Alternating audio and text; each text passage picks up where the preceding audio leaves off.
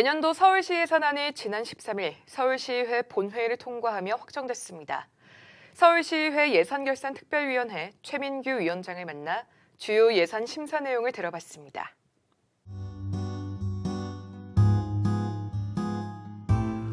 서울시와 서울시 교육청에서 제출한 65조에 이르는 방대한 예산과 기금을 심사하는 예산결산특별위원장을 맡게 된 데 무거운 책임감을 느꼈던 시간이었습니다. 시민들이 저에게 주신 예산결산특별위원장은 바로 재정감시자의 역할이었습니다. 그랬기에 저는 시민들의 혈세가 한 푼도 낭비되지 않도록 세심히 살피고 재원이 합리적으로 배분되도록 10여일간 빈틈없이 꼼꼼하게 심사하여 최선을 다했습니다. 특히 제한된 재원을 어떻게 효율적으로 배분해서 시민의 복지와 공공 서비스를 강화할 수 있는 것에 대해 고민하였고, 사회적 약자와 취약계층에 대한 지원이 충분히 반영되었는지 꼼꼼히 살피고 시민의 목소리가 균형 있게 예산 반영에 반영되도록 노력했습니다.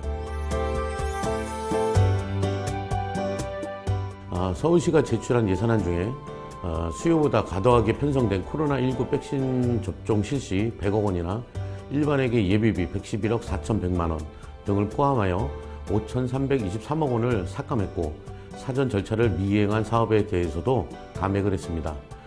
한편으로는 시민의 안전과 직결되는 방호 울타리 설치 58억 원, 서민의 교통수단의 마을버스 재정 지원 40억 원, 민생 경제 회복을 위한 지역 상권 활성화 사업 32억 원 등에는 6,061억 원을 증액하는 등 어려운 경제 여건 등을 고려하여 시민에게 도움이 될 수 있는 사업이 증액될 수 있도록 조정하였습니다.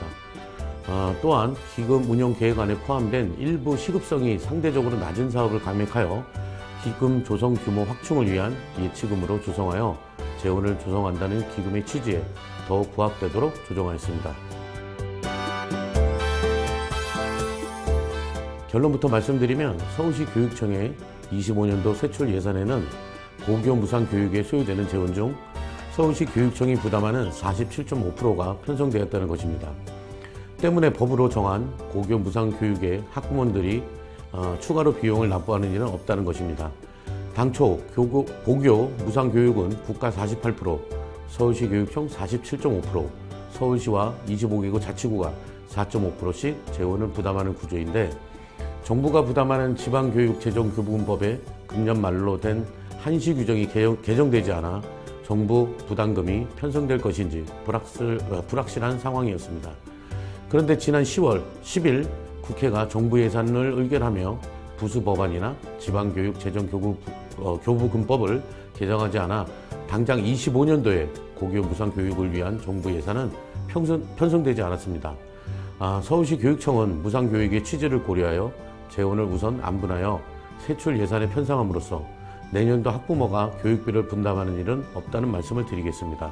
다만 서울시 교육청이 재원을 편성하였음에도 세입 예산에 정부 부담금을 확보하지 못하였다는 사실을 명확히 설명하지 않아 학부모님들의 불안 심리를 유발했다는 것에 대해 예산 심사 과정에서 교육청에 엄중한 주의를 요구하였고, 교육청으로 하여금 정부 부담금이 교부될 수 있도록 정부와 국회 관련 법안에 대한 조속한 개정 건의할 것을 주문하였습니다.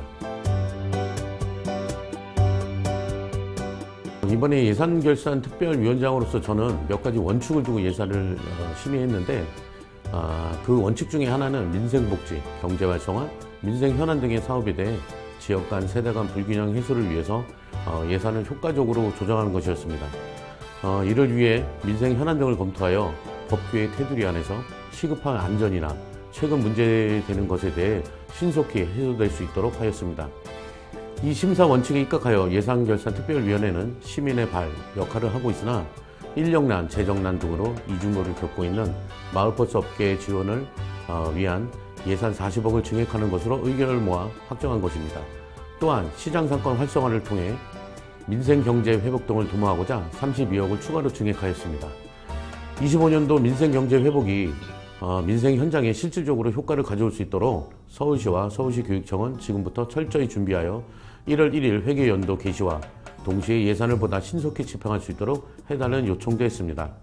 시민생활의 질적 향상과 복지 증진에 대한 시민들의 요구가 높아지면서 점점 더 많은 예산이 요구되기 때문에 남은 임기 동안 서울시와 교육청 예산이 제대로 집행이 되는지 낭비되고 소외되는 곳은 없는지 등에 대해서도 꼼꼼하게 따지고 감시하는 역할을 소홀히 하지 않을 것입니다.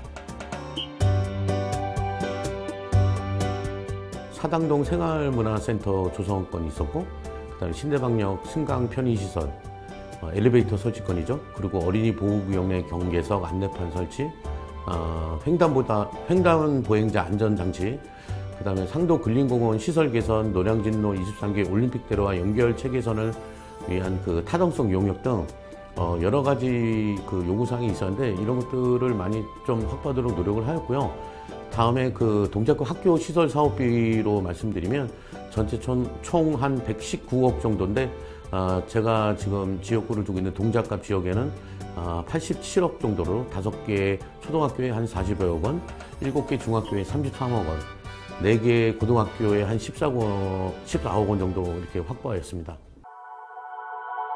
핫 컨텐츠 앤 뉴스 HCN